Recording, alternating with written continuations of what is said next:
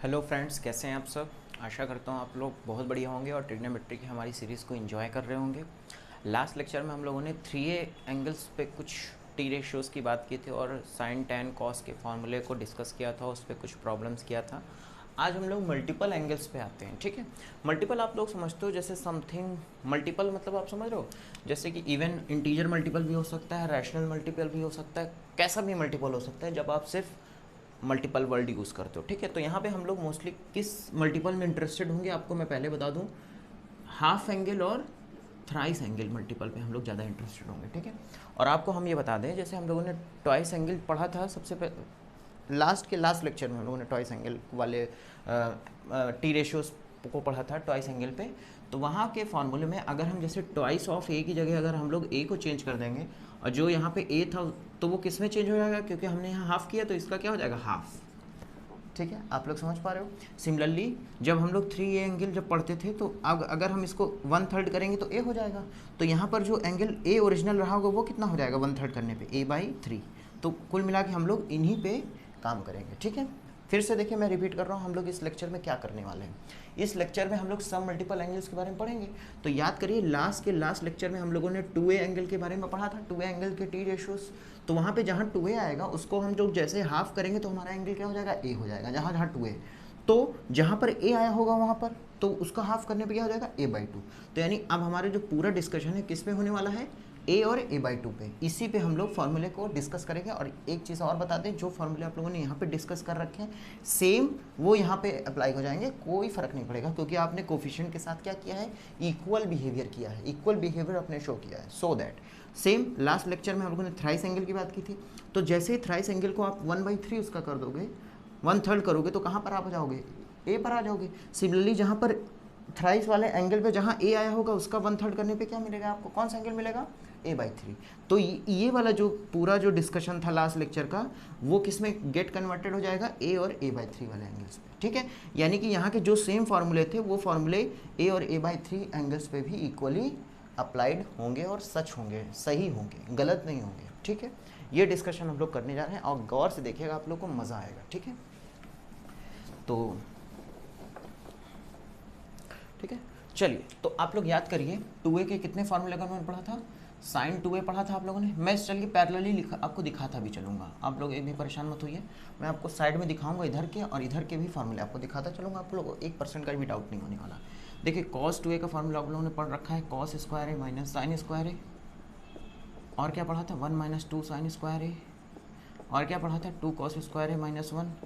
और क्या पढ़ा था, 1 - tan स्क्वायर ए अपॉन 1 + tan स्क्वायर ए। ठीक है, इसी तरह कॉस ऑफ 3A का आप लोगों ने पढ़ा था 4 cos, सॉरी गलती हो गया, tan 3A होगा, सॉरी tan 2A होगा। यहाँ 2A एंगल है ना, ये कौन सा एंगल है, 2A एंगल पे बात कर रहे हैं। ठीक है, tan 2A का फॉर्मूला आप लोगों ने याद किया रहे, ये पढ़ा था ना।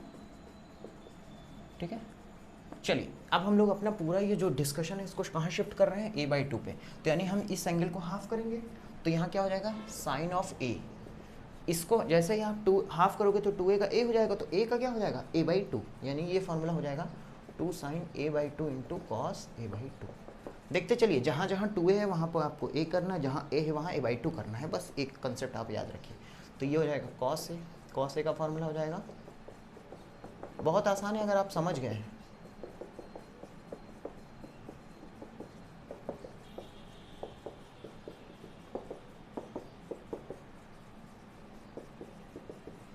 देखते चलिए, सिर्फ मैं शिफ्टिंग कर रहा हूँ, 2A की जगह a कर रहा हूँ तो a की जगह a/2 कर रहा हूँ।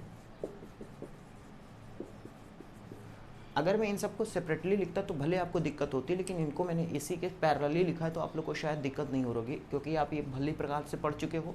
इसके जस्ट पैरेलली हमने किया क्या, यहाँ पर हमने क्या किया है, 2A get converted to a and a get converted to a/2। ठीक है, इसी लॉजिक पे हमने काम किया। आशा करता हूँ ये आपको पूरा डिस्कशन समझ में आया होगा, बहुत ही आसान है अगर आपने समझ लिया। अब आते हैं थ्राइस वाले पे, a/3 वाले पे आते हैं। ठीक है,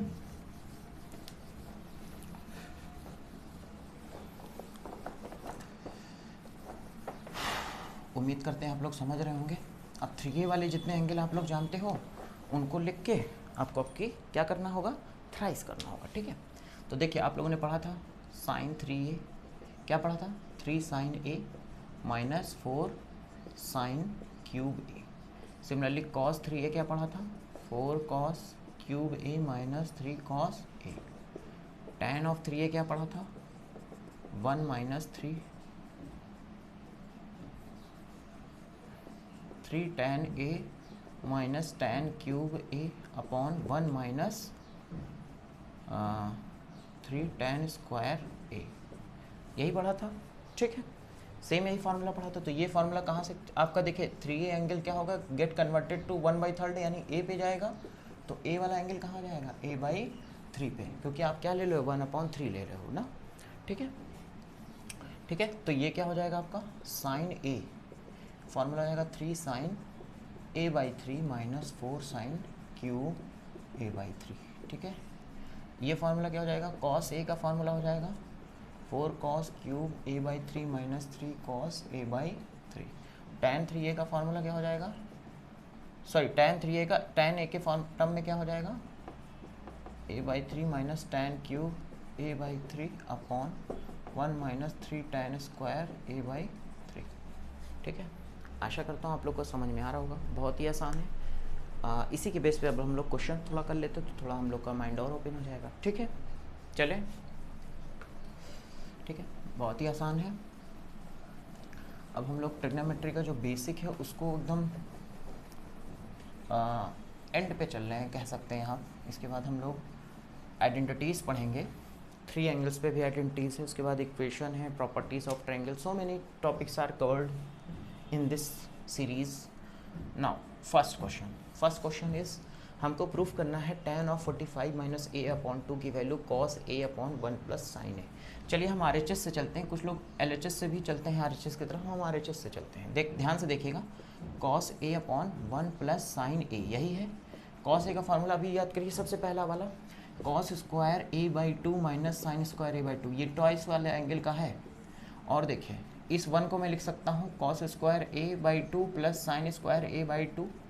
अब आप लोग थोड़ा सा वो हो रहे होंगे, कंफ्यूज हो रहे होंगे कि हम कैसे ये क्यों कर रहे हैं। अभी मैं आपको सब बताता हूँ, हर एक चीज़ का रीज़न बताता हूँ। देखिए साइन a है तो साइन 2a से कंपैरिजन करेंगे तो क्या हो जाएगा, 2 sine a/2 into cos a/2। Actually इस 1 को ये लिखने का जो आइडिया है वो यहाँ से आता है, इसको ये लिखने के बाद, क्योंकि हम जानते हैं साइन a का formula 2 sine a/2 into cos a/2 होता है, तो ये 2ab का टर्म बन गया। तो अब a और b इनको अगर मान ले तो a square plus b square ही तो 1 होता है, ठीक है। इसीलिए हमने 1 को क्या लिखा, साइन कॉस स्क्वायर a और साइन स्क्वायर a, ठीक है। आप लोग समझ पाएंगे आइडिया। और पहला तो डायरेक्ट फार्मूला ही है। अब इसको एक करिए, काम क्या करिए, ओपन कर दीजिए, तो ये हो जाएगा cos a/2 plus sine a/2। a plus b का a square minus b square को लिखा जा सकता है ना, आप लोग समझ पा रहे होंगे, ठीक है। और नीचे देखिए cos a plus sine a/2 का होल स्क्वायर है, तो इसको 2 बार लिखा जा सकता है। साइन cos a/2 और साइन a/2 का होल स्क्वायर है, तो इसको 2 बार नहीं लिखा जा सकता, ठीक है, लिखा जा सकता है बिल्कुल। तो देखिए ये पूरा कैंसिल आउट हो जाएगा। आपके पास बचा क्या, cos a/2 minus sine a/2 upon cos a/2 plus sine a/2, ठीक है।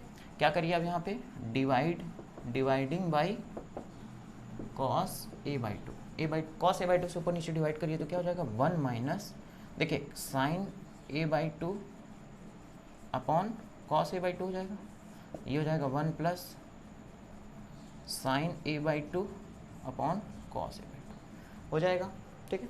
इस 1 को आप लिख सकते हैं tan 45, बताइए। और ये sign a/2 upon cos a/2 क्या हो जाएगा, tan a/2, और ये हो जाएगा 1 प्लस, देखिए इंटू 1 तो लिख ही सकते हैं, इंटू 1 की जगह हम क्या लिख लेंगे 45, क्योंकि हम फार्मूला बना रहे हैं ना एक्चुअली। तो गौर से देखिए tan a plus b, tan a minus b का फार्मूला नहीं बन गया, tan a minus tan b upon 1 plus tan a into tan b। तो ये आपका बन जाएगा tan a की जगह हो जाएगा 45 माइनस b की जगह a/2। और गौर से देखिए तो यही तो आपका RHS LHS है, सॉरी, ठीक है। आप लोग समझ रहे होंगे, आप लोग को मज़ा भी आ रहा होगा, ऐसे ही हम उम्मीद करते हैं।